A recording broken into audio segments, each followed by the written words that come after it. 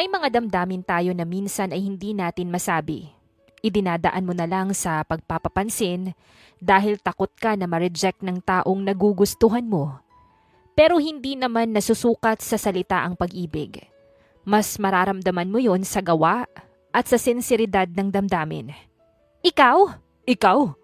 Nagkagulatan sila ng lalaking papalabas galing sa opisina ng CEO at siya naman ay papasok dahil pinatawag siya ng bagong CEO ng kumpanya nila. Ramdam niya ang pamimilog ng mga mata habang hindi niya magawang alisin ang paningin sa mukha ng lalaki. Paano ba niya makakalimutan ang lalaking siyang dahilan kung bakit napaka-stressful ng buong nursery year niya noon? Lalaking hindi kompleto ang araw kung hindi siya mabubwisit. Lalaking nagpapaiyak sa kanya sa inis. Ang hindi niya makalimutan ay noong itinago nito ang baon niya for recess at dahil sa bata ay napaiyak siya. Tsaka naman ito tawa ng tawa at ibinigay pa sa kanya ang baon nitong fried chicken kahit wala nang natira para dito. Dahil paborito niya ang fried chicken ay tumahan nga siya sa pag-iyak. Nagsorry naman ito sa kanya at niyaka pa siya pero kinabukasan ay iinisin lang din siya nito ulit. Mahigpit niya talaga itong kaaway. What are you doing here? Anong ginagawa mo dito? Sabay ulit nilang sambit. Malaki man ang pinagbago ng itsura nito ay hindi niya talaga ito makakalimutan. From batang chubby, cute at pogi, to lalaking hunk, matangkad, and swear to God kung gaano ito kagwapo. I'm working here. Sagot niya, nakaagad inalis ang paghanga sa binata. Ito pa rin ang batang lalaki na palaging nang aasar sa kanya noon. Well, obviously. Pinasadahan nito ng tingin ang company ID niya. But you're grown into a beautiful woman. Hindi ka gaya ng bantot na batang babae nung nursery days natin. Hindi ko rin alam na katawan mo lang pala yung lumaki. Pero yung isip mo ganun pa rin. Bully at batang palaaway. Ito ang unang beses na muli silang nagkita matapos ang nursery nila. Dahil lumipat na ito sa ibang school na hindi niya alam kung saan. At hindi niya akalain na gagalitin pa rin siya nito sa muli nilang pagkikita. Get out of my way! In fairness, amoy baby ka pa rin. Humalakhak na pahabol nito sa kanya. Tumahimik ka, mabuti na lang yung amoy baby. Hindi kagaya mo nun na amoy kulob. Ikinatawa lang lalo ng lalaki ang sinabi niya. Paano kasi talo na naman siya? Alam kasi niya sa sarili niya na hindi naman kasi ito amoy kulob noon. Don't worry, hindi na ako mangangamoy kulob ngayon. Naka-down ni anti-kulob na ako. Gusto mong amoyin para malaman mo na effective nga siya. Nagmamadali na niya itong tinalikuran at pumasok sa loob ng office ng CEO nila. Sa lahat ng multo ay ang multo ni Alonzo Navarro ang pinakaayaw niyang makita. Pero in fairness, hindi naman niya maitatanggi na sobrang lakas ng sex appeal nito. Pero kahit na, kaaway pa rin niya ito. Kahit kailan hindi na talaga magbabago yung lalaking yun, panira ng araw. Ano ba kasi yung ginagawa nandito? Bubulong-bulong siya nang maupo sa visitor's chairs habang naghihintay sa CEO. 10 minutes yata siyang naghintay doon nang biglang bumukas ang pinto. Napatayo siya dahil expected na niya na ang bagong boss ang dumating. Magandang araw po. Hindi niya natapos ang kanyang sinasabi nang mapatingin siya sa lalaking naupo sa mesa ng CEO. That seat is belong to the big boss and the seat belongs to me. Formal na wika ng lalaki. Sa pangalawang pagkakataon ay hindi niya expect na makita sa mesa pa mismo ng CEO ito pumwesto. Huwag mong sabihin na ako yung bagong boss. Hindi ka nagkakamali sa inaakala mong yan, Miss Salvador. Ako nga ang bagong CEO ng kumpanyang ito. Kung nakakagulat ang muli nilang pagkikita, ay mas nakakagulat ang kaalaman nito na ito pala ang bago niyang boss. Napaisip siya kung matatagalan niya kaya ang isang araw, knowing na iisa na ang lugar na gagalawan nila. Pero para hindi nito isipin na apektado siya sa mga nangyayaring ito, ay sinikap niyang maging normal ang lahat. Baka inagaw mo lang kasi yung kumpanyang ito sa tunay na may-ari. Malakas na natawa ang lalaki. Inagaw? Are you out of your mind? Tumigil ito sa pagtawa at tumingin ng diretso sa kanya. Paano ko aagawin ng kumpanyang to sa sarili kong tatay? Hindi ka ba nagtataka na ang surname na gamit ko ay sa tatay ko? Ngayon niya lang na-realize na tama ito pero syempre ay magpapalusot pa rin siya. Ayaw niyang patalo dito eh. Maraming may magkaparehong apelido na hindi naman magkadugo. Saka hindi ako interesado na malaman yung family tree mo, no? In fact, dahil sa inis ko nga sa'yo nung mga bata pa tayo, hindi na nga kita naalala pa kahit minsan. Aw, masakit ka nang magsalita nung mga bata pa tayo. Mas masakit pa pala ngayon. Dahil yan ang deserve mo. Hindi ka nagsasawa sa pang-iinis mo sa akin kahit na ganito na yung mga edad natin. Hindi ko natandaan kahit kailan na kinausap mo ko sa magandang paraan. Hindi mo naman siguro ako pinatawag dito para pag-usapan yung nakaraan, diba?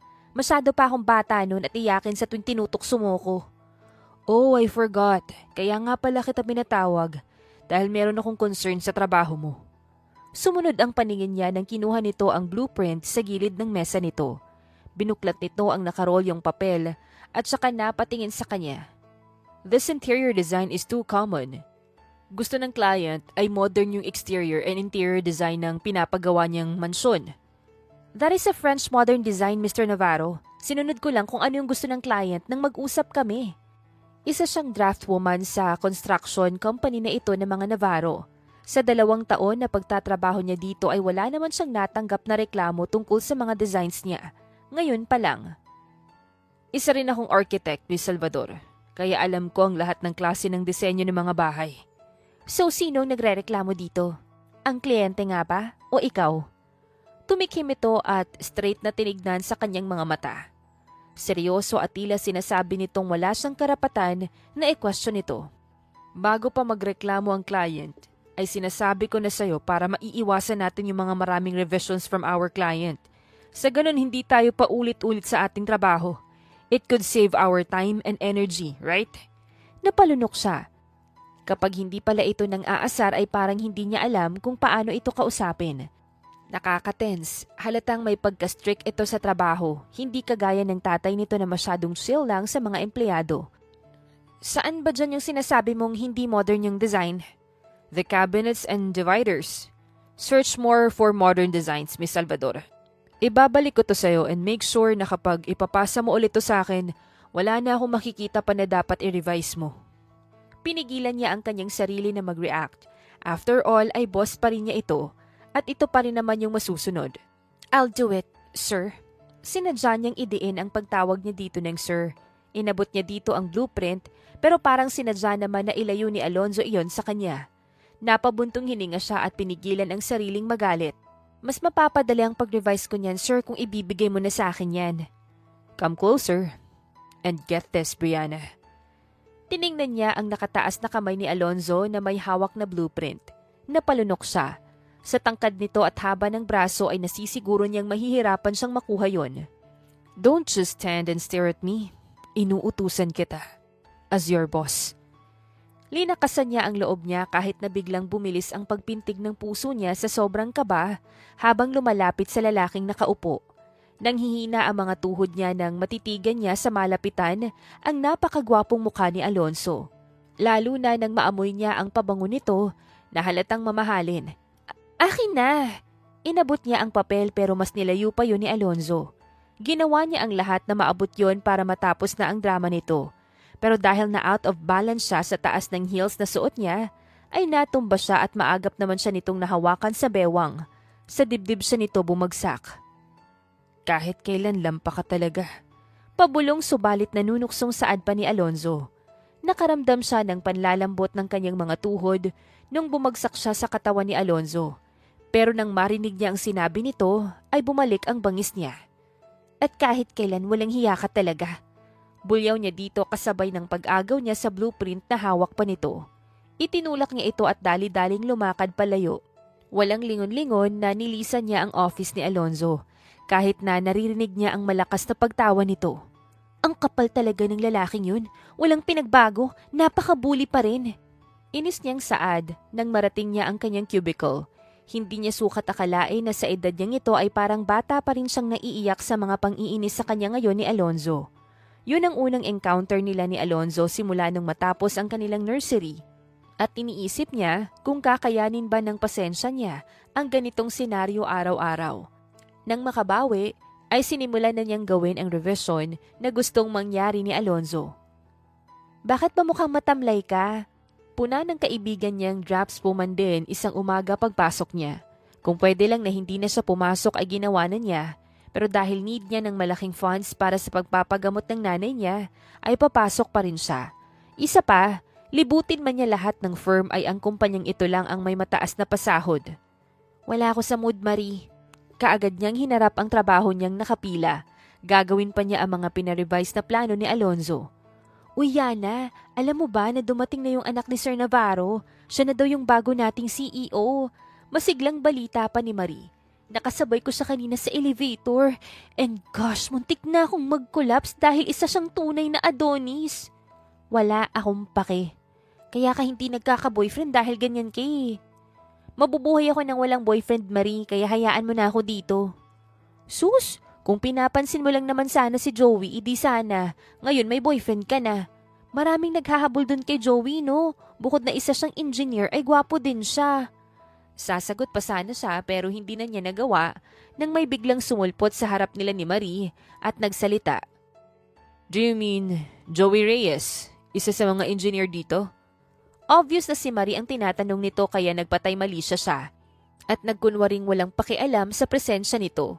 Kahit na ang totoo, ay nanginginig na naman ang buong kalamnan niya. Good morning, sir. Si Marie, na obvious ang pagsastamper nito. I am asking about Joey. Seryosong saad ni Alonzo at halatang nababagot dahil hindi kaagad nasagot ni Marie ang tanong nito sa kanya. Yes po, sir. Napayuko si Marie. Okay. Can you please leave us? Napilitan siyang tignan si Alonzo. At talagang nagpanik siya nang siya ang tinutukoy nitong iwanan ni Marie. Gusto niyang pigilan ang kaibigan pero mabilis na rin itong umalis. Natakot yata sa istriktong aura ng bagong boss nila. Tumikhim na muna siya. Kung balak mo nang kunin ang planong pinaparevise mo ay hindi pa ako tapos dito, sir. Talagang idiniin niya ang pagtawag niya dito ng sir. At talagang may ligawang nagaganap. Dito, behind my back. Ha? Nakataas ang kilay na hinarap niya ito. Ano po bang ibig niyong sabihin sa statement niyong yan? Isn't it clear? Alam kong matalino ka, kaya hindi ko alam kung bakit hindi mo maintindihan yung sinabi ko, Miss Salvador. Napaayos siya ng kanyang pagkakaupo. Hindi na po tayo mga nursery. Wala akong sinabi na mga nursery pa lamang tayo. Yun naman pala eh. Huwag mong ubusin yung oras ko sa ganitong scene at talagang hindi ko mahahabol tong deadline itong pinarevise mo sa akin. Hinarap na niya ang kanyang trabaho para ipahiwatig kay Alonzo na ayaw na niyang kausapin pa ito. Regardless kung boss niya pa ito. From now on, ayokong nililigawan ka ng kagaya mong empleyado sa kumpanyang ito, Brianna. Nabitawan niya ang hawak niyang mouse at muling hinarap ang lalaki. Did I hear it right, sir? Malakas ko namang sinabi yun. Imposibleng hindi mo narinig. Nanatiling madilim ang mukha nito. At pwede ba? Kapag kinakausap kita, tigilan mo na muna yung ginagawa mo nang magkaintindihan tayo. Hindi ko alam na may no dating policy na pala dito. As far as I remember, hindi naman ipinagbabawal ang magkarelasyon dito as long as hindi naman naapektuhan yung mga trabaho and that's my policy now. Kung okay kay dad yung ganun, sa akin ipinagbabawal ko yun. Ba't ka galit? Naghahamon na tanong niya dito. Dahil ginagalit mo ko, Brianna. Sa anong paraan? Di ba't ikaw yung mahilig manggalit sa akin ng mga bata pa tayo? So kung nagalit ka ngayon, di quits na tayo. Huwag mong ikumpara yung galit mo nung nursery days natin sa galit ko ngayon, Brianna. Di don't. Ikinibit niya ang mga balikat at nakaramdam ng kasiyahan nang makagante kahit papano sa mga pang-aasar sa kanya ni Alonzo na mga bata pa lamang sila. Sinasabi ko sa'yo, huwag mong hayaan na ligawan ka ng lalaking yun. Kung ayaw kong sundin ka, pang-aasar pa niya dito. I will fire that guy. Huwag mong subukan yung pasensya ko. Imbis na ikatuwa pa niya ang pagkagalit pa nitong lalo, ay natakot si Brianna dahil sa banta nitong patalsikin si Joey. At pati na rin ang pagdukwang ni Alonzo sa kanya. Sobrang lapit ng mukha nito sa mukha niya. Bagay na parang nablangko na ang isip niya. Now tell me, Brianna, magpapaligaw ka pa rin ba sa Joey na yon? O hindi na? Napalunok siya at hindi makuhang gumalaw. Dahil konting galaw lamang ay siguradong madidikit na ang labi nito sa kanya. Hindi na, sir. Umaliwalas naman ang mukha nito at pasimpleng tumayo ng maayos. Good. Ganyan yung gusto ko. Madaling kausap. Nang tumalikod na ito sa kanya ay naiinis siyang kinuha sa ibabaw ng mesa niya ang ballpen at aktong ibabato sa likod ng lalaki. Pero natigil lang ang kamay niya sa ere nang magsalita ito. Nakikita ko sa glass wall yung refleksyon mo. Walang ya. Inis na bulong niya at ibinagsak ang nakataas na kamay sa ibabaw ng kandungan niya. I need that revision after lunch, Miss Salvador. Bring that to my office. Pahabol pa nito na diretso lang yung lakad at hindi na lumilingon. Napapamura na lamang siya nang tuluyang mawala ang lalaki sa paningin niya. Lord, bakit po ba kailangan magkita pa kaming muli ng lalaking siyang tagasira ng araw ko? Ano nang sinabi ng gwapo nating CEO, Yana? Excited na lumapit si Marie sa kanyang mesa nang mawala na si Alonzo. Baliw yata yun. Huwag mo na nga muna akong kausapin. At kailangan kong tapusin tong pinapagawa sa akin ng lalaking baliw na yun, Marie. Girl, huwag kang madamot sa info ha. Nakita ko yun. Nakita ko. Mabango ba si sir? Anong sinabi niya sa'yo? Inirapan niya lang si Marie dahil lalo lamang siyang naiinis kay Alonzo nang maalala ang pambubwisit na naman nito sa kanya. Nakita mo ang alin? Yung sobrang lapit ng mukha niyo sa isa't isa. Kagaya nito oh. Nag-demonstrate pa ito sa posisyon kanina ni Alonzo sa harapan niya. Pinamulahan naman siya ng muka. Baliw. Itinulak niya ito at nagkunwaring hindi apektado sa sinasabi nito tungkol kay Alonzo. Ano nga kasi ang sinabi niya sa'yo? Sinabi niyang kailangan ko na itong tapusin at dalhin sa kanya after lunchtime. Masaya ka na? Ayaw niyang sabihin sa kaibigan ang tungkol sa pagbabawal sa kanya ni Alonzo na ligawan ni Joey. Baka ma-misinterpret pa ito ni Marie. Mukhang hindi naman yun yung sinabi niya. Sure ka? Sure ako, kaya lumayas ka na dyan nang matapos na ako dito after lunch, Marie. Eto naman oh, sabihin mo na kasi ang totoo. Layas! Taboy niya dito. Kinuha niya rin ang headset niya at isinaksak yon sa tenga para hindi na siya kausapin pa nito. Eksaktong 1:00 ng hapon nang matapos niya ang planong pinapa-revise sa kanya ni Alonzo. Nagmamadali niyang binitbit yon para dalhin sa opisina nito. Hindi pa siya nagtanghalian para lang mahabol ang oras na binigay nito sa kanya. Eto na po yung planong pinarevise mo sa akin, sir. Inabot niya dito ang hawak niyang plano. Good. I'll check this right away. Lalabas na po ako. Bakit ka nagmamadali? Hindi pa po kasi ako nagla-lunch para lang matapos po yan. Ayaw niyang maging sarcastic pero mukhang yun na nga yung naging tono. Gutom na rin kasi siya. Huwag mong sabihin na pati yung oras ng pagkain ko ipagbabawal mo. Bigla naman ang paglambot ng facial expression nito. I'll treat you. Hindi na po kailangan. Seryoso ako this time, Brianna. Maupo ka at magpapa-order ako ng pagkain. Hindi pa rin ako kumain eh. Saglit siyang natigilan. Sa ganitong oras nga ay halos wala ng pagkain na natira sa kantin at need niyang lumabas papunta sa fast food na mga 10 minutes pang lakad ang gagawin niya at sobrang init ngayon sa labas. I don't take no for an answer, kaya maupo ka na. Tinuro nito ang isang upuan. Sa nakikita niyang determinasyon sa mukha ni Alonzo, ay nasisigurado niyang hindi nga siya nito papayagan na lumabas ng office nito na hindi kumakain, kaya sumunod na lang din siya dito. Total sobrang gutom na rin naman talaga siya.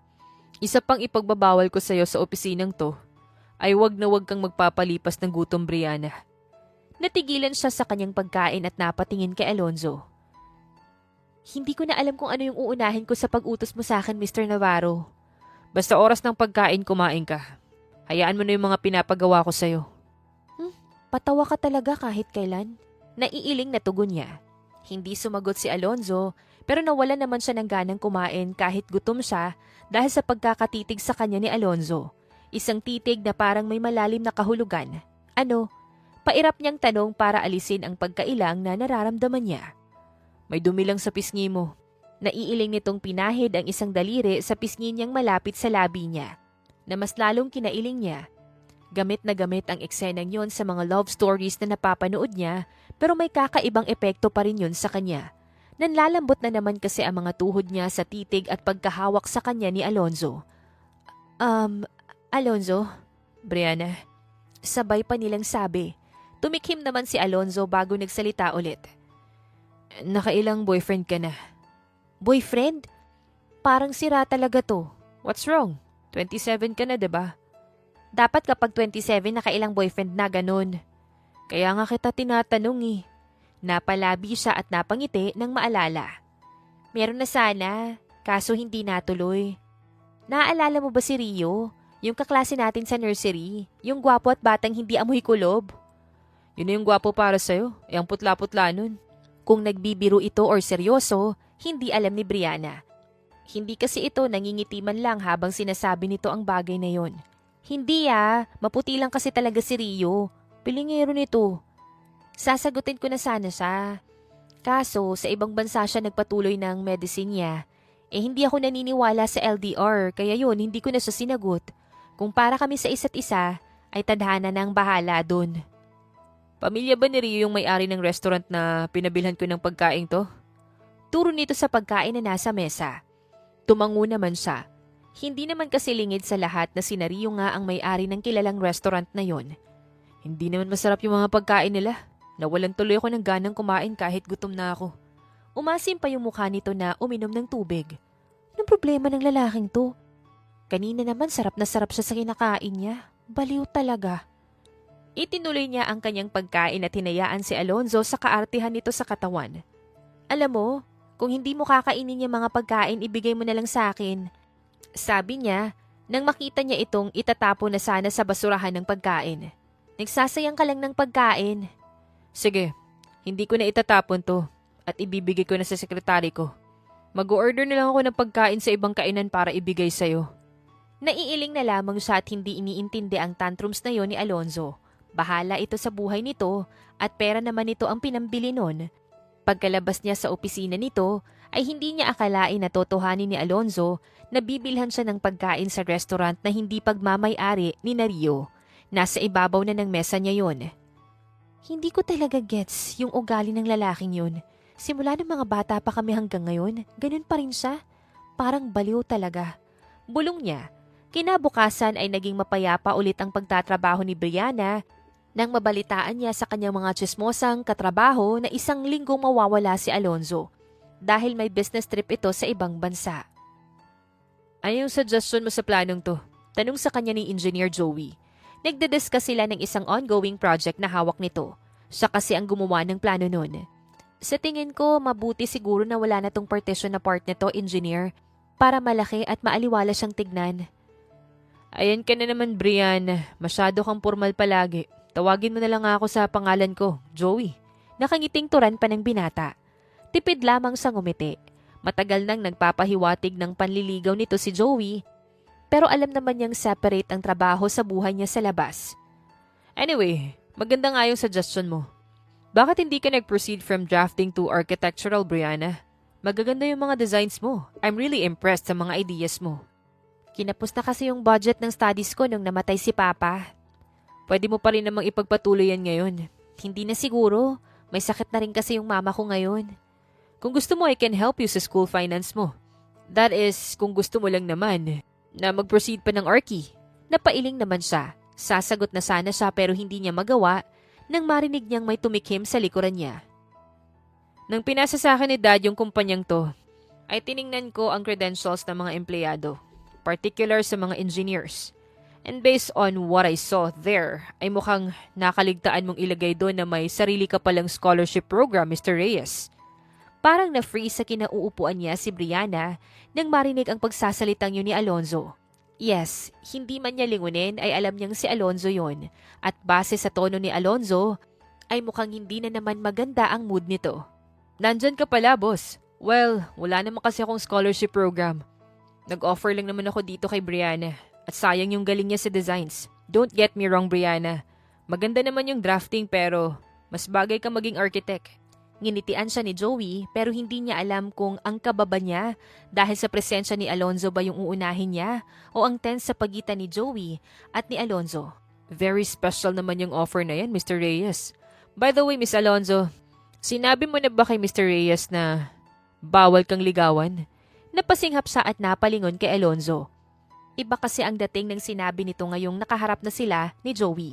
Daig pa nito ang striktong tatay na ayaw siyang ipaligaw sa mga binata kung umasta. Dahil ayoko ng couple sa kumpanyang ito. Kung kay Dad, okay yun. Then for me, ay hindi pwede yung ganun. Istorbo lang yun sa trabaho. Kaagad nitong dagdag, nang mapansin marahil nito ang pagtataka sa mukha ni Joey. Nakita mo ba tong planong to, Mr. Navarro? Turo niya sa planong nasa ibabaw ng mesa. Yan ang tinatrabaho namin at hindi kami nagliligawan. Iniwasan niya ang mukha ng tumingin sa kanya si Alonzo. Paano kasi ay parang naduduwag siya kapag nagtatama ang paningin nila ni Alonzo. Hindi naman ganito ang nararamdaman niya noong mga bata pa sila. May dignidad din naman akong tao, boss. Hindi ko hinahalo yung kahit anong activities sa buhay sa aking trabaho. Isa pa, malaki ang respeto ko kay Brianna. Hindi ko siya liligawan dito. Dahil sa bahay nila ako manliligaw. Nakita ni Brianna ang paniningkit ng mga mata ni Alonzo dahil sa sinabing yun ni Joey. Hindi niya alam kung bakit mukhang hayop itong biglang bumangis. Come to my office, Miss Salvador. Marami akong ipaparevise sa trabaho mo. Tatapusin ko lang tong discussion namin na to ni Engineer Reyes, sir. No, I want to talk to you right now. Tumalikod na ito pero muli itong humarap sa kanila. Bago ko makalimutan, from now on ay hindi na ikaw yung magdadraft ng mga projects na under kay Engineer Reyes. Si Marina ang magte-take over ng pending na plano sa projects ni Engineer Reyes. Sana ay naintindihan yung dalawa. Ngayong sa inyo ko na mismo ito sinabi. Mabilis na itong lumayo at parang matutumba pa ang mga malalaking indoor plants na madadaanan nito. Nagkatinginan silang dalawa ni Joey. Habang siya ay naiinis na nawiwirduhan sa inaakto ng boss, ay tawang-tawa naman si Joey. What's funny? Kunot noong tanong niya dito. Wala. Naiiling na natatawa pa rin si Joey. We better follow his instruction, Brianna. Mukhang liliyab yung building na to kung hindi natin siya susundin. Natawa na rin siya sa birong yun ni Joey. Parang nireregla yung lalaking yun. Kung gaano kakulit nung bata pa, baliktad naman ngayon. At kung gaano kabait yung tatay niya, ganun naman siya kasama. Magkakilala kayo nung bata? Interesadong tanong pa ni Joey. Hindi niya alam kung aamin siya pero may tumawag sa cellphone niya. Kaya naging excuse niya yon para hindi masagot ang tanong ni Joey. Unknown number yung tumawag pero sinagot pa rin niya. What took you so long, Miss Salvador? Kanina pa ako naghihintay dito sa office ko. On the way na, in-off niya ang cellphone at hindi na pinansin ang pagtataka kung bakit may number siya kay Alonzo. Gayong hindi naman niya ito binigay sa binata. Go ahead, Brianna. Baka matupok ng apo yung kumpanyang to. Natatawa si Joey pero siya ay hindi magawang tumawa dahil sa inis niya kay Alonzo. Kung makautos ito ay akala mo naman kung binili nito ang buhay niya. Gaano ba ka-urgent yung trabahong yan, sir? Talagang humirit na siya nang makaharap niya si Alonzo. Naiinis na talaga siya. Bakit ba maraming mali dito sa trabaho mong to, Miss Salvador? Ibinaba nito sa mesa ang hawak nitong shot glass na may lamang brandy. Simula nang ikaw yung nakaupo dito ay palagi na lang maraming revisions. Meron namang pinaparevise yung daddy mo nun pero minimal lang. Hindi kagaya mo na lahat ng trabaho ko puro may revisions. Are you really checking my work? Sa inis niya ay nakalimutan na niyang boss niya pala ito. Of course I do. Kaya nga nakikita ko yung mali, diba? Lahat naman kasi ng designs ko hindi maganda para sa'yo. Nagagalit na talaga siya. Lalo na nang makita niya ang plano na nakalatag sa ibabaw ng mesa nito na may maraming highlights na. Meaning ng highlights na yon ay mali. Take note, ang planong yan ay na-approve na nito bago pa ito tumungo sa ibang bansa. Dahil gusto ko na ang mga trabaho natin kahanga-hanga din sa mata ng ating kliyente. Kahanga-hanga sa mata ng kliyente? O kahanga-hanga para sa paningin mo? Both! Have you seen this? Turo nito sa naka-highlights na plano. Ang kulay na to ng wall sa living room ay matamlay. And our client wants his house look lively and happy. So sa tingin mo magiging lively and happy yung kulay na nilagay mo niyan? Natahimik siya. Hindi nga lively ang kulay na nilagay niya sa living room. Pero na-approve na yan last time. Yes, I did. And thank God na-review ko ulit at nakita ko yan. Galit pa rin ang anyo nito habang matama na nakatitig sa kanya. And lastly, hindi ko gusto na pagkagaling ko sa isang nakakapagod na business trip ay pagliligawan niyo ni Mr. Reyes yung bubungad sa akin. You are being unreasonable, Mr. Navarro. Kung mga bata pa tayo, baka naintindihan pa kita. And thank you, dahil hindi na tayo mga bata, Brianna.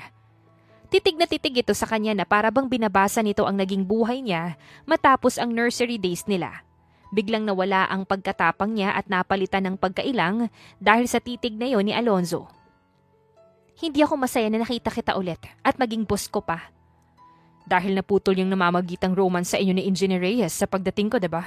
Muli ay nanumbalik ang galit sa dibdib niya dahil sa bintang na yun sa kanya ni Alonzo. Ang ibig mong sabihin na hindi ko ginagawa yung trabaho ko ng maayos?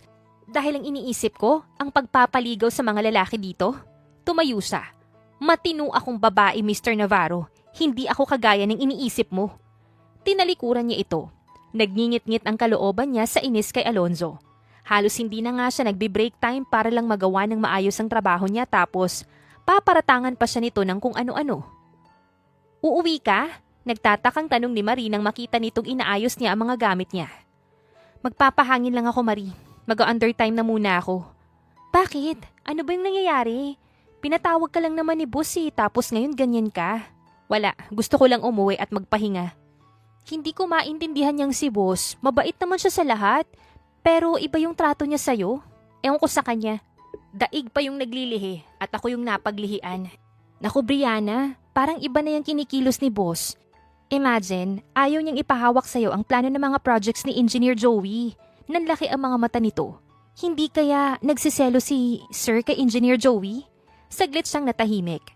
Bakit kahit galit siya ay parang may kakaiba siyang tuwa sa sinabing yun ni Marie? Kung saan-saang dimensyon na naman ng mundo nakalakbay ang imagination mo, Marie. Gumising ka na't nasa trabaho tayo. Kakabasa mo yan ng pocketbook eh. Hindi, Brianna. Sobrang obvious kasi, diba? Tumahimik ka na nga lang dyan at uuwi na ako. Putol niya sa sinasabi ng kaibigan. Nag-aabang na siya ng jeep pa uwi sa kanila. Nang biglang may luxury car na tumigil sa harap niya. Hindi niya pinansin yon hanggang sa bumukas ang bintana sa bahaging driver's seat. Gerin, saad ni Alonzo na siyang nagmamaneho sa nasabing sasakyan. At bakit? Ihahatid na kita sa inyo. Nagulat siya pero hindi niya pinahalata. Bakit naman kasi siya nito ihahatid matapos silang mag-away? Salamat, pero wag na. Sasakay ka o bibigyan kita ng gagamba. Napalunok siya. Weakness niya ang gagamba. Takot na takot siya doon. May gagamba ka ba dyan? Matalas yung memorya nito at naaalala pa nito na takot siya sa gagamba. Bumalik sa memorya niya noong nursery pa lamang sila. Nahulog sa ulo niya ang gagamba at naiyak siya sa takot.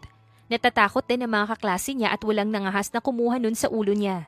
Napatingin siya sa gwapong mukha ni Alonzo. Ito lang yung matapang na kumuha ng gagamba noon sa ulo niya. Natutuwa na sana siya noon pero matapos siya nitong tulungan ay inasar lang siya ulit nito. Walang hiya. Wanna try? Paghahamon pa nito sa kanya. Dahil sa takot na baka totohanin nito ang banta, ay mabilis na siyang napasakay sa nakabukas na pinto ng kotse nito. Madali ka lang naman palang kausap. Nakangising sabi pa nito nang tumakbo na ang sasakyan. Dahil manipulative ka. Hindi umimik si Alonzo. Ilang minuto na ang tahimik lang nito at para siyang mabibingi sa katahimikan. I'm sorry about earlier, Brianna. Nagkatitigan silang dalawa at promise, parang nag-blur lahat ng nakapaligid sa kanilang dalawa ni Alonzo. Parang bigla ay nagkaroon sila ng mundo na tanging sila lang ang nandoon. From batang iyakin to babaeng masungit. Sabi nito nang siya ang unang bumawi sa pagkakatitigan nilang dalawa. Ikaw ba? From batang sakit sa ulo to lalaking sala sa lamig, sala sa init.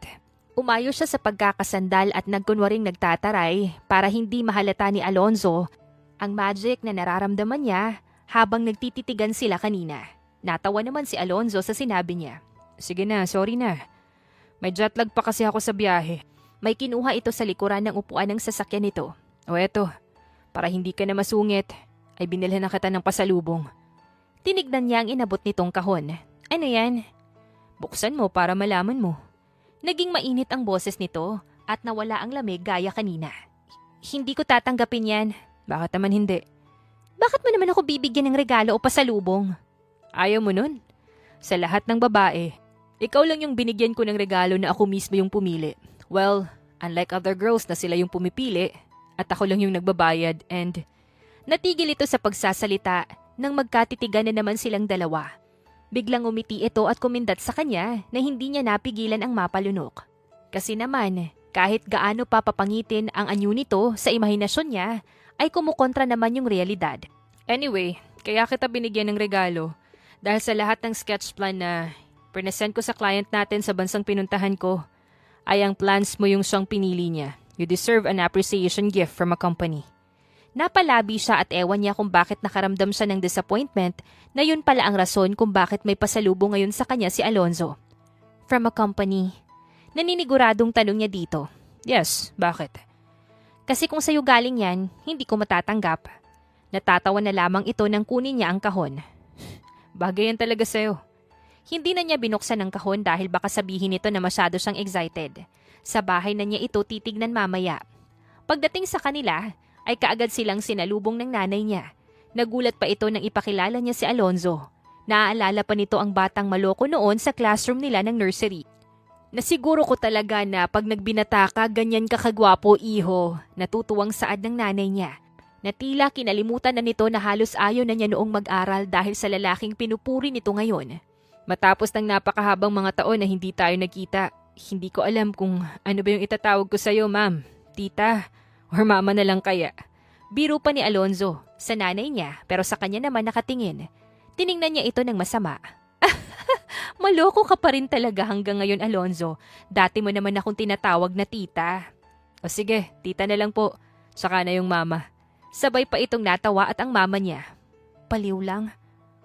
Ang KJ pa rin pala ng anak mong ito, Tita Miriam, no? Ay, hayaan mo na yung si Brianna, Alonzo. Kaya yan masungit kasi konti na lang ay lalagpas na yung edad niya sa kalendaryo.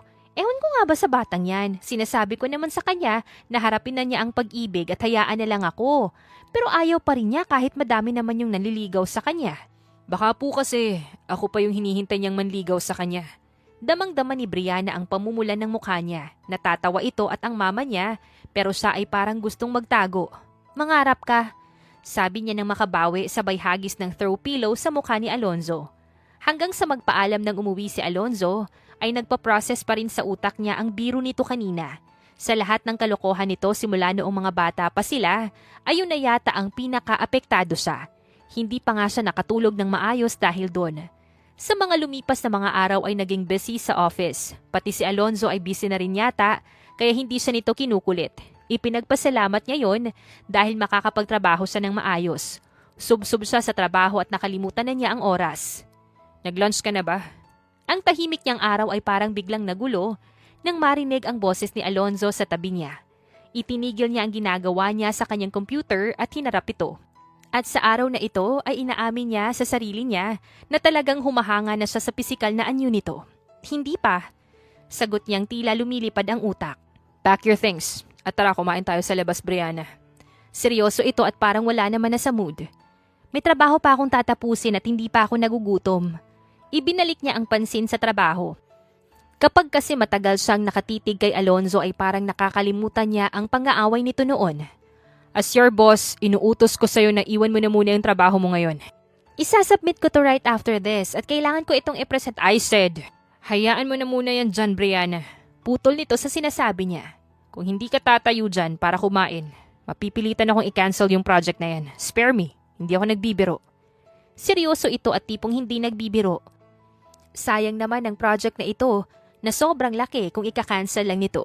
Sayang din yung incentives na makukuha niya kung hindi ito matutuloy. Ano, cancel na lang natin yan? Hamon pa nito sa kanya. Umiling naman siya. Ito na nga, tatayo na. Bago niya kinuha ang bag niya at nakita pa niya ang pagngiti ni Alonzo. Pero imbis na mainis siya, ay bakit parang kinikilig siya sa pagngiti ng binata. Akala niya sa kantin sila kakain ni Alonzo. Pero sumakay sila sa kotse nito. Hindi ba dapat sa kantin tayo? Crowded doon. Ayoko ng crowded place kapag kasama kita. Anong problema kung crowded at kasama mo ko? I want my focus to be solely on you. Ha? Bakit? Gusto kong palaging nakafocus sa'yo. Wala nung mga bata pa lamang tayo. Ang kaba niya ay abot langit. Yung parang na-freeze ang paligid at ang tibok ng puso lamang niya ang naririnig niya. Nakatingin lang siya kay Alonzo at hindi makapagsalita. Pilit niyang hinahagilap sa isip kung ano ang meaning ng sinasabi nito. Here we are. Doon siya natauhan. Nakarating na pala sila sa isang restaurant nang hindi namamalayan. Nakakalito ang mga kilos ni Alonzo. Kagaya ngayon, na inaalalayan siya nito na parang isang mamahaling bagay. Matapos ang araw na yon, ay napansin ni Brianna na parang kanya lang ang buong atensyon ni Alonzo. At inaamin niya na kinikilig na talaga siya sa lalaking itinuturing niyang kaaway noon. Parang unti-unti rin niyang nararamdaman na ninakaw na ni Alonzo ang puso niya. Brianna, anong oras na? Hindi ka ba papasok? Isang umaga ay pinasok siya ng kanyang ina sa silid niya. Iminulat niya ang mga mata niya. Mabigat at mainit ang pakiramdam niya. Mukhang may lagnat po yata ako, Mama. Hinila niya ang kumot patakip sa buong katawan niya nang makaramdam siya ng panlalamig. Mainit ka nga. Nababahala namang sabi ng nanay niya. Teka't kukuha ko ng gamot. Nang mawala ang mama niya sa kanyang silid, ay napatingin siya sa wall clock niya. 9:00 na ng umaga. Hindi niya akalain na ganitong oras na siyang magigising. Usually kasi madilim pa lamang ay gising na siya. Nag-text siya sa kanilang HR at nagpaalam na hindi siya makakapasok dahil may sakit siya. Okay lang ba na maiiwan na muna kita, Brianna? May usapan kasi kami ng tita Linda mo na magkita ngayon. Kapatid nito ang tita Linda na sinasabi nito. Okay lang ako, mama. Hindi na po ako bata. Umalis na po kayo. Yan na nga yung sinasabi ko eh. Puro ka kasi trabaho. Paminsan-minsan, ipahinga mo rin yung katawan mo. Sermon pa nito bago umalis. Mga 30 minutes lang, nawala ang nanay niya nang may kumatok sa pinto nila. Dahan-dahan siyang tumayo para pagbuksan nito. Inakala niya na nanay niya ang bumalik at may naiwan nito. Pero pagbukas niya ng pinto, ay literal na tumigil ang mundo niya nang makita si Alonzo na siyang nasa labas ngayon. May sakit ka daw? Anong ginagawa mo dito? May trabaho ka bang ipapagawa sa akin? May sakit ka na nga, trabaho pa rin yung nasa isip mo. Bakit ka nga nandito? May sakit ka nga kaya nandito ko para dalawin ka. Hindi mo ako papapasukin. Napilitan siyang umalis sa pagkakaharang sa pintuan.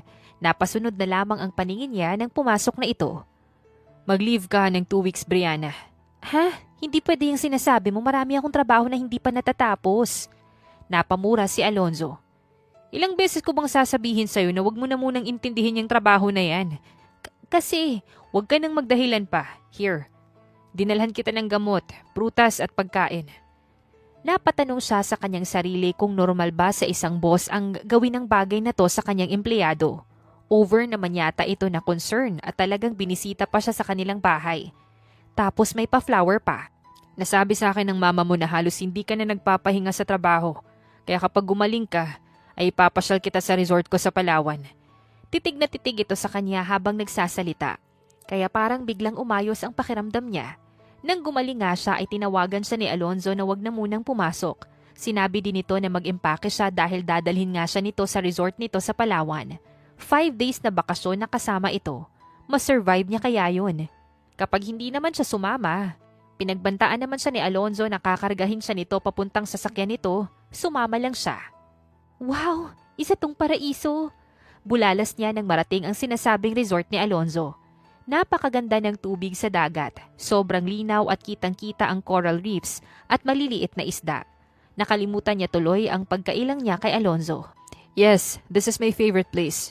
Kaya hindi ko tinigilan hanggat hindi ko nabili. Sobrang ganda, 'di ba? Nakangiti siyang tumingin dito para sagutin ang tanong nito. Pero napatigil siya nang makitang titig na titig sa kanya si Alonzo. Para bang siya yung sinasabihan nitong maganda. Huy, huwag kang ngang mangarap dyan ng gising, Brianna. Kung maganda ka, di sana hindi ka na inaaway ng lalaking yan nung bata pa lamang kayo, no? Suway niya pa sa kanyang sarili. Maganda nga talaga yung resort mong ito, sabi na lamang niya. At mas lalong gumanda dahil nandito ka na, Brianna. So hindi nga siya naghahalucinate. Talagang para sa kanya ang papuring yun ni Alonzo. Teka, gusto ko lang ilagay na muna yung mga gamit ko sa loob ng cottage. Excited na akong maligo. Sure, halika't sasamahan kita sa magiging silid mo. Pagpasok pa lamang nila sa rest house nito, ay napanganga siya sa ganda ng interior nito. Talagang pinag-isipan ng concept. Ikaw ang unang babaeng dinala ko dito. Ha? Bakit ako? Baka ang ibig mong sabihin, ako yung latest mong dinala dito. Masyado nang mahiwaga ang paandar nitong si Alonzo, kaya kailangan niyang magpanggap na hindi apektado kahit na ang totoo ay parang namimilipit na siya sa kilig. Sinungaling ba talaga yung tingin mo sa akin? Kung pagbabasehan ko yung mga ginawa mo sa akin na pananalbahin ng mga bata pa tayo, ay yes naman talaga. Hindi ka kasi namamansin. So nagpapapansin ka, ganun. Kung sasabihin ko bang oo, maniniwala ka. Napakagat siya sa kanyang mga labi para pigilan ang ngiting nais na lumitaw. Huwag mo na nga subukan na i-gaslight pa ako. Salbahe ka naman talaga nun at huwag ka nang magbabait-baitan pa ngayon, no? Hindi man lang nangiti si Alonzo sa sinabi niya. Sa tingin pa nga niya ay parang may lungkot sa mga mata nito. Napabuntong hininga pa ito. Come, ihahatid na kita sa kwartong gagamitin mo para makapagpahinga ka na muna habang naghahanda ako ng makakain natin. Napasunod na lamang siya ng lumakad na ito. Parang kay bigat ng bawat paghakbang nito. Na-guilty tuloy siya dahil parang siya ang dahilan kung bakit ito naging malungkot. Tahimik lang din itong ipinatong ang bagahe niya at simpleng nagpaalam na ito. I will call you kung nakahanda na yung pagkain. Magpahinga ka na muna. Lumabas na rin ito kaagad. Aminin man niya o hindi ay alam niyang nai-inlove na siya kay Alonzo. Paano bang hindi ka mai-inlove kung kasing gwapo nitong si Alonzo ang nakakasama mo palagi? At alam niyang dapat niyang pigilan ang nararamdaman niyang yun dahil wala itong patutunguhan. Ikaw ang nagluto nito? Tanong niya nang makaupo sa hapagkainan. Nakaidlip din siya kanina nang tawagin siya nito. Yes, sabi nila, nakaka-inlove daw yung lalaking magaling magluto. So ano? Kinakabahan na tanong niya. So, wala lang. Palihim siyang napabuntong hininga. Bakit ba kasi siya nag-e-expect na may ibang sasabihin sa kanya si Alonzo? Tahimik siyang kumain at ganoon din si Alonzo. Wala nang kahit na anong salita na namagitan sa kanila hanggang sa matapos silang kumain. Mag-isa lang din siyang naligo dahil may biglaang meeting online si Alonzo. Ganun pa man ay sobrang na-enjoy niya ang kanyang pagsuswimming kahit na mag-isa lamang siya. Bakasyon nga talaga ang kailangan ng katawan niya dahil sa mga sandaling ito ay parang lumakas ang pakiramdam niya. Madilim na nang matapos siya sa paglangoy at balak niyang matulog na lamang dahil hindi pa naman siya nagugutom. Nagre-ready na siyang mahiga sa kama nang may kumatok sa pinto. Alam niyang si Alonzo yon dahil sila lang naman ang tao sa resort na to. Umuwi daw kasi sa kanila ang caretaker. Matutulog ka na nang hindi pa kumakain. Let's go. At ipaghahanda kita ng pagkain. Medyo pagsermo na sabi nito pagkabukas pa lamang niya ng pinto.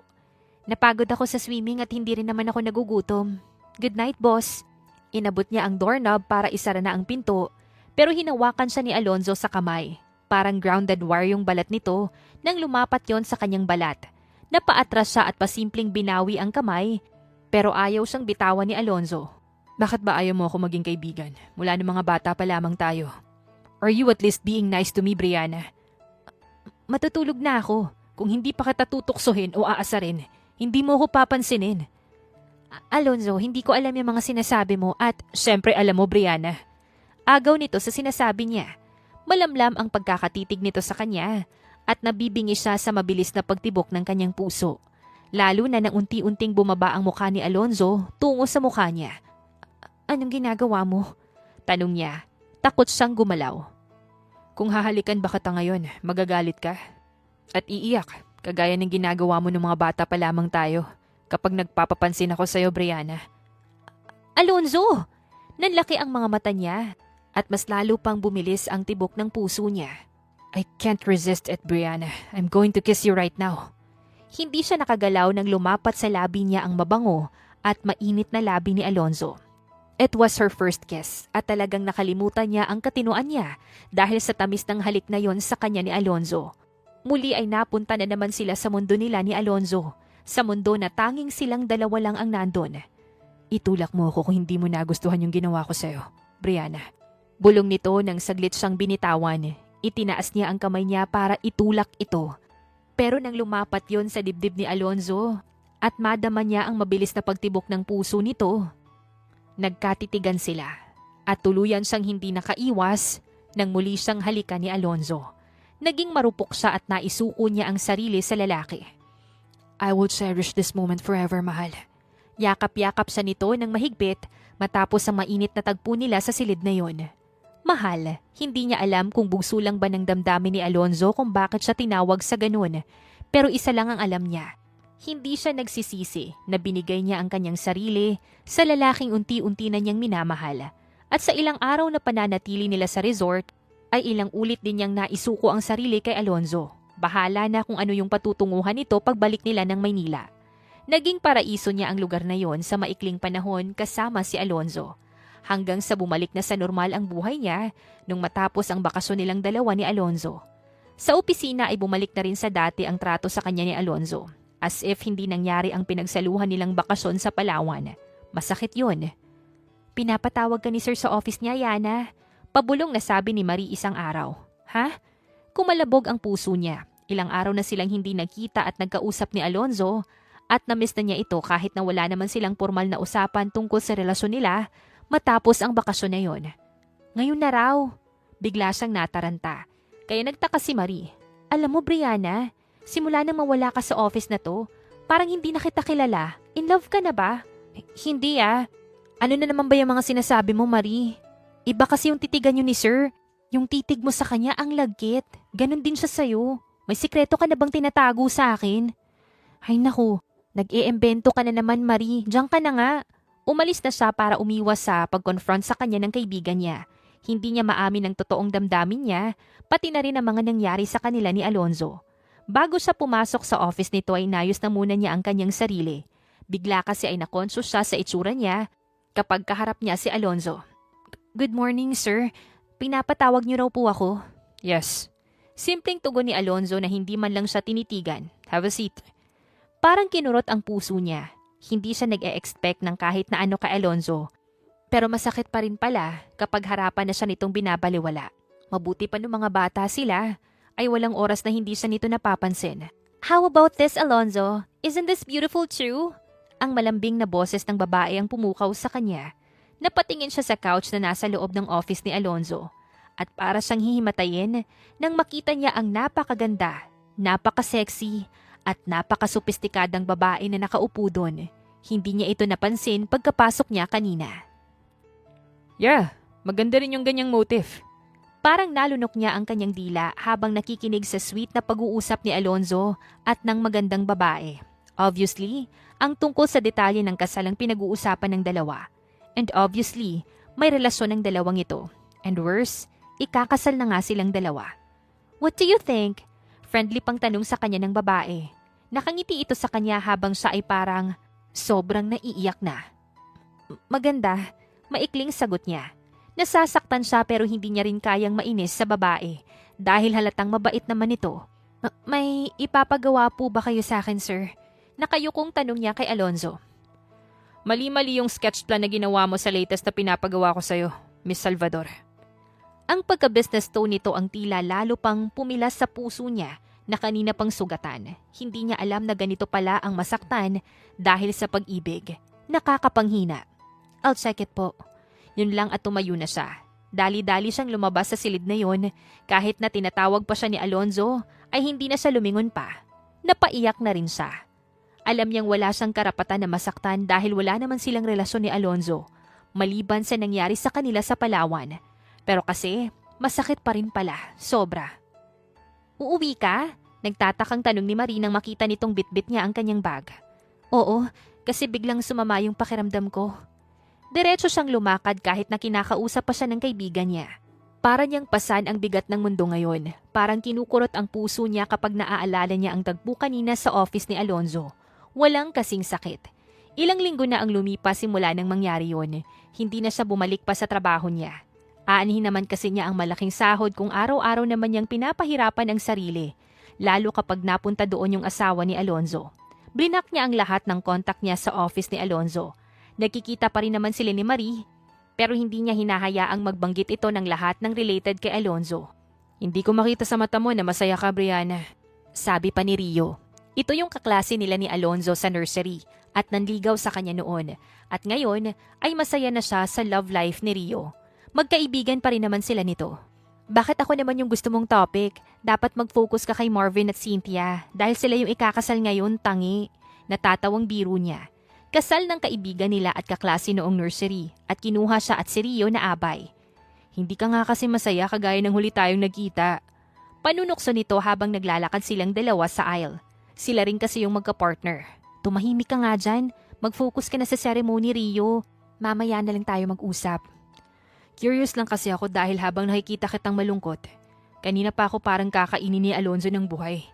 Kung nakakatumba lang yung mga tingin niya, baka kanina pa ako naglupasay dito, Brianna. Bulong niya sabay tawa ng mahina. Parang tumigil naman ang mundo niya nang sundan ng tingin ang inuso ni Rio na pwesto ni Alonzo. Hindi nga ito nagbibiro. Si Alonzo talaga ang nakaupo doon.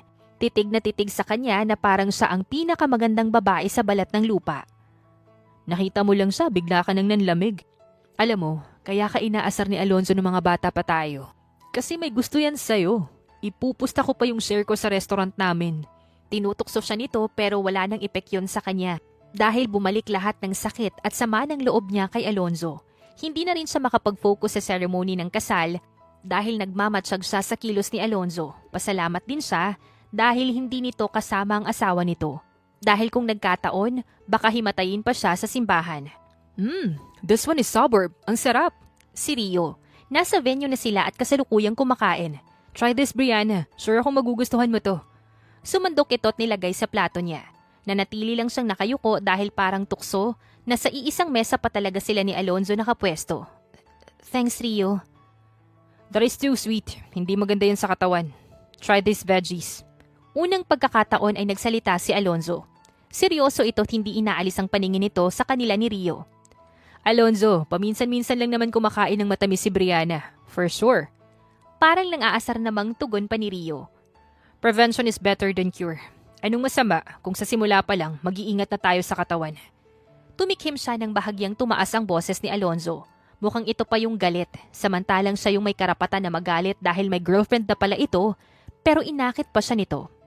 Try this, Brianna. Tila nang iinis pa na susubuan siya ni Rio ng pagkain. At talagang aagawan niyo pa ng highlight yung bagong kasal. Galit na saad ni Alonzo nang ibinagsak nito ang kubyertos na hawak nito sa plato. Umagaw ng pansin ang ingay nun, sa kalapit nilang bisita kaya napatayo siya para pumunta ng restroom. Bigla ring parang umikot ang paningin niya at nanlalamig siya nang masamnyo niya ang garlic bread. Mabilis siyang lumakad dahil para siyang masusuka.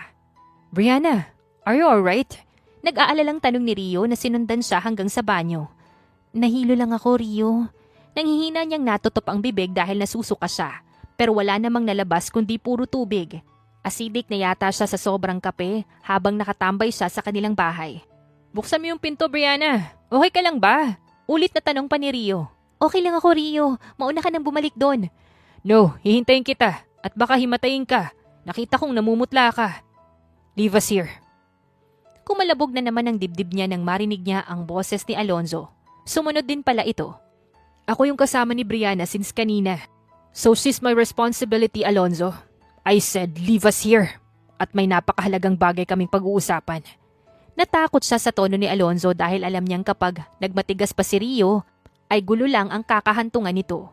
Ayaw niyang masira ang napakahalagang moment ng buhay ni na Marvin at Cynthia. Sige na, Rio. Iwan mo na kami. Total, gusto din naman niyang sampalin si Alonzo sa paglalarong ginawa nito sa damdamin niya. Nang maramdaman niya ang paghakbang palayo ni Rio, at saka siya lumabas ng cubicle. Lumapit siya sa gripo at naghugas ng kamay. Hindi niya tinignan si Alonzo na nakasandal malapit sa pinto. Namumutla ka. How do you feel? I'm okay. Sige na, iwan mo na ako. You're not okay. Have you seen your face in the mirror? You look so pale, Brianna. Kung may sakit ako, ano naman sa'yo? Bakit hindi ka na pumasok? Nakablock rin ako sa lahat ng contacts mo. Mauuna na ako. Nilampasan niya ito para lumabas pero bago pa man siya nakalabas, ay sinarado na ni Alonzo ang pinto. Hindi ka lalabas dito hanggat hindi tayo nagkakausap at nagkakaintindihan, Brianna. Ano ba yung dapat kong sabihin? Lahat ginawa niya, wag lang siyang maiyak. Naiiyak kasi siya kapag naaalala niyang ikakasal o kinasal na ba ito. When was your last period? Nanlaki ang mga mata niya at bigla siyang nanlamig nang ma-realize na ilang weeks na nga siyang delay. Hindi pwedeng magbunga ang nangyari sa kanilang dalawa ng lalaking to. Now, answer me. Hindi pwedeng mabuntis ako. Napaiyak na siya. Ano na lang yung iisipin ng girlfriend mo? Girlfriend? Who gave you an idea na may girlfriend na ako? May kislap sa mga mata nito, hindi kagaya kanina na galit ito. Huwag mo na akong paniwalain sa mga pagsisinungaling mo, Alonzo. Nakita ko yung fiancé mo sa office mo at nagpaplano na kayong magpakasal. Ngayon ay hindi na niya naitago pa yung galit niya dito. Napahawak si Alonzo sa noon nito at hindi niya alam kung bakit bigla itong natawa ng malakas habang siya naman ay naiiyak. Kahit kailan hindi mo na ako ginalang. Simula pa ng mga bata tayo, ganyan ka na sa akin. Hinawakan niya ang doorknob para buksan ang pinto pero hinuli naman ni Alonzo ang kamay niya. Bigla ay hinila siya nito payakap sa katawan nito. Bitawan mo ko, uuwi na ako. Hindi na kita bibitawan pa, Brianna. Buong buhay na kitang ikukulong sa buhay ko. Lalo na't alam kong nagdadalang tao ka na sa anak natin.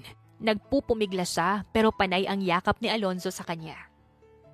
Anong balak mong gawin sa akin? Maging kabit mo? Marespeto pa ako sa sarili ko, Alonzo. Sino ba kasing nagsasabing magiging kabit ka? Kung ikaw na nga yung babaeng papakasalan ko. Konsolasyon ba yung sinasabi mong yan? Huwag mo na akong bulahin pa. Bakit mo ba napagkamalang girlfriend ko si Ate Angela? Napatingin siya kay Alonzo at parang umurong ang mga luha niya. Ate? Kapatid mo? Tumango si Alonzo. Kahit kailan ang judgmental mo talaga. Kita mo nung bata ka, Napagkamalan mo pang pangsasalbahe yung mga ginagawa ko sa'yo, napagpapapansin naman pala. Pero kasi nakita ko kayong nagpaplano ng kasal. Nung sinabi ko kay ate na papakasalan ko na yung crush ko nung nursery ako, ay naging excited lang siya na maghanap ng magagandang motif. Kahit sinabi ko na hindi pa kita napapayag na pakasalan ako. Huwag mo akong biruin ng ganyan, Alonzo. Lahat ng ginagawa ko biro lang para sa'yo. Kaya hindi mo napapansin na mahal kita. Tingin ko, mahal na kita simula nung mga bata pa tayo. Hindi kasi kumpleto yung araw ko kapag hindi kita nakita nun eh. Iyak pa ako ng iyak nung dalhin ako ni daddy at mommy sa Amerika para doon na mag-aral. Iniisip ko na hindi na kita makikita. Mahal mo ko? Tumango ito. Sabihin mo nang baliw ako. Pero may kontak ako sa mama mo. Sa kanya ko nalaman na hindi ka nagpapaligaw kaya kampante ako na hindi ka maaagaw ng iba sa akin.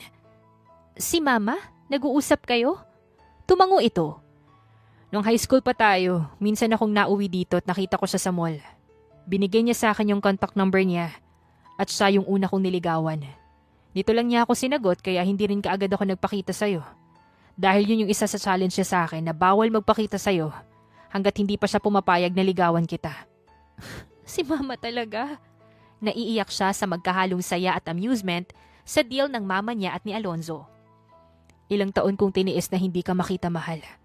At ngayon nakasama na kita, hindi na kita papakawalan pa. Ikaw ang babaeng kahit anong gawin ko, hindi ko makakalimutan. Walang babaeng nagpapadama ng ganitong pag-ibig sa akin kundi ikaw lang. Nakita niya ang luha ni Alonzo na pumata kaya napayakap siya dito ng mahigpit. Mahal na mahal din kita, Alonzo. Sorry kung hindi na muna kita kinausap. Nagselos kasi ako ng grabe. Let's start a fresh and new beginning, mahal. Yung walang doubt at purong pagmamahal lamang. Tumango siya at hindi na tumanggi nang halikan siya ni Alonzo sa mga labi. Nasa ganoong tagpo sila nang biglang bumukas ang pinto ng restroom. Napamura pa si Alonzo nang makita nitong pumasok ang nakangising si Rio. Sorry Alonzo, Brianna. Binuksan ko na tong pinto dahil alam kong nakapag I love you na kayo sa isa't isa. Kita niyo yung nakapila sa labas ng CR? Turo pa nito sa mahabang pila sa labas. Kaya humiram na ako ng susi ng pintong yan. Nahiya naman siyang tumingin sa mga taong nakapila sa labas ng pinto. Pero bigla na lamang lumuhod si Alonzo sa harap niya. Will you marry me, Brianna Salvador? Dahil kung hindi makakagamit ng CR yung mga nakapila dyan. Ang galing talaga ng timing mo palagi, Alonzo. Naiiling na saad ni Rio. Halatang masaya ito para sa kanilang dalawa. Sige na, Bri. Sagutin mo na yan bago pa pumutok ang pantog ng mga gustong mag-CR. Natatawang naiyak siya lalo nang marinig niya ang kinikilig na bulungan ng mga nandoon. Wala na ring rason na umayaw pa siya sa alok na kasal ni Alonzo sa kanya. Yes, Alonzo. I want to spend a lifetime with you. At ilang ulit na sumigaw ng I love you si Alonzo dahil sa tuwa. Nagpakasal nga sila lumipas ang isang buwan. Minadali na ni Alonzo ang lahat bago pa lumaki ang kanyang tiyan. Kahit maikli ang preparation ay binigay pa rin ito ang bonggang kasal na pangarap ng halos lahat ng kababaihan. At sa pagmamahal pa lamang ni Alonzo, ay masasabi niyang isa siya sa maswerteng babae sa balat ng lupa. Hindi man sila nagkaroon ng ligawan stage ni Alonzo nung hindi pa sila kasal, ay araw-araw pa rin kitang liligawan. Hanggang sa tumanda tayo, mahal. Saad pa nito habang inaabot sa kanya ang pasalubong nitong jewelry box at bouquet ng paborito niyang bulaklak. Noong sinilang niya ang panganay nilang anak na lalaki, ay natatawa na lamang siya dahil parang mauuna pang himatayin si Alonzo sa kanya. Si Angelo ang pinangalan nila sa gwapo at healthy nilang baby. Kayo ni Angelo ay sapat na sa akin, mahal. Wala na akong hihilingin pa sa Diyos. Mahal na mahal din kita, Alonzo. Kayo ni Angelo. Aanin mo ang mabulaklak na salita ng isang lalaki kung lahat naman yon ay kasinungalingan lamang. Mas panalo pa rin si Alonzo na wala mang sinasabi ay pinapadama naman niya ang tapat at wagas niyang pag-ibig kay Brianna. Masarap magmahal sa tamang tao, tamang timing, at sa tamang panahon. At dito na nga po nagtatapos ang kwentong pag-ibig ni Brianna at ni Alonzo. Naway kayo po ay kinilig at natuwa sa kwentong ating napagsaluhan ngayong araw. Muli po ay maraming salamat sa inyong walang sawang pagsuporta at pakikinig. Hanggang sa susunod, abangan pa rin ang mga nakakakilig na kwentong pag-ibig. Siyempre dito pa rin yan sa inyong inaabangang Dear Jen.